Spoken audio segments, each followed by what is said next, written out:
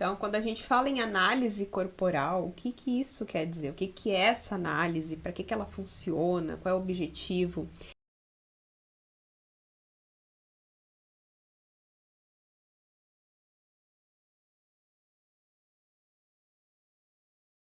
A análise corporal, ela consegue identificar, através de pontos no teu corpo, quais são as porcentagens de cada traço de caráter que tu tem.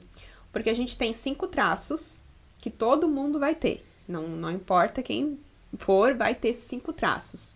Só que o que muda de uma pessoa para outra é a quantidade e a porcentagem de cada traço. Então, eu tenho 5 traços, o Eduardo tem 5 traços, só que a minha porcentagem é muito diferente da dele. Então, é isso que nos diferencia, inclusive no funcionamento, inclusive na forma de execução das coisas, inclusive nas ideias, isso diferencia muito. Então, quando tu faz análise corporal, tu consegue justamente entender qual é a tua porcentagem de cada traço, para a partir daí entender como que tu funciona. E aí entra naquela questão de não funcionar como todo mundo funciona, funcionar como tu tem que funcionar. Porque é a partir daí que tu vai alcançar os teus objetivos, é a partir daí que tu vai aprender a te relacionar melhor, é a partir daí que tu vai aprender a te relacionar com o dinheiro, principalmente. A forma de lidar com o dinheiro é uma relação.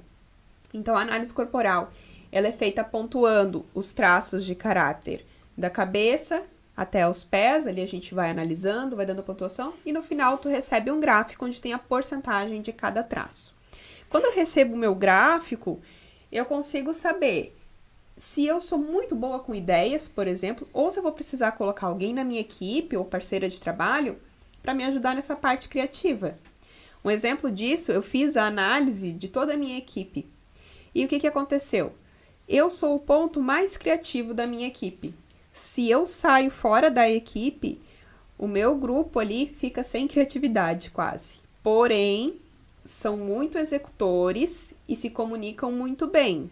Então, de alguma forma, eles conseguiriam manter, porém sem grandes ideias, mas eles conseguiriam arrecadar e continuar mantendo pessoas ali no nosso meio. Quando eu entro, eu equilibro esse gráfico de equipe e consigo trazer mais criatividade. Só para vocês terem uma ideia de como funciona.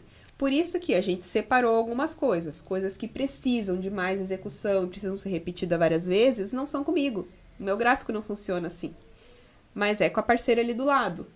Mas a parte de criatividade é minha, então eu jogo a ideia na mesa e falo, vamos dar um jeito de fazer isso aqui. Essa ideia é boa. E assim a gente vai trabalhando. Só que esses acordos, eu dei o exemplo aqui da minha equipe, a gente faz a mesma coisa com a gente. Eu comigo mesma.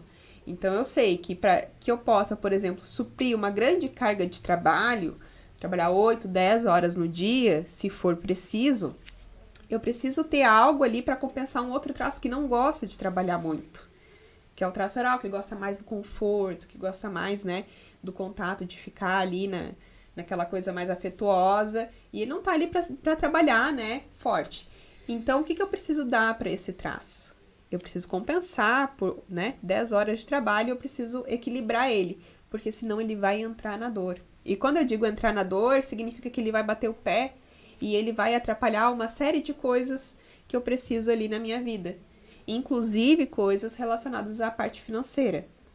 Então, o oral, quando ele tá na dor, ele vai gastar mais, ele vai comer mais, né? Tem uma série de coisas que ele vai fazer. E assim, cada traço vai se posicionando de uma maneira. Quando a gente sabe a nossa análise, sabe o nosso gráfico, a gente consegue equilibrar esses traços, dando para eles o que eles precisam, deixando eles num ambiente que eles fiquem bem e tirando eles da dor para que a gente consiga realmente aquilo que a gente quer.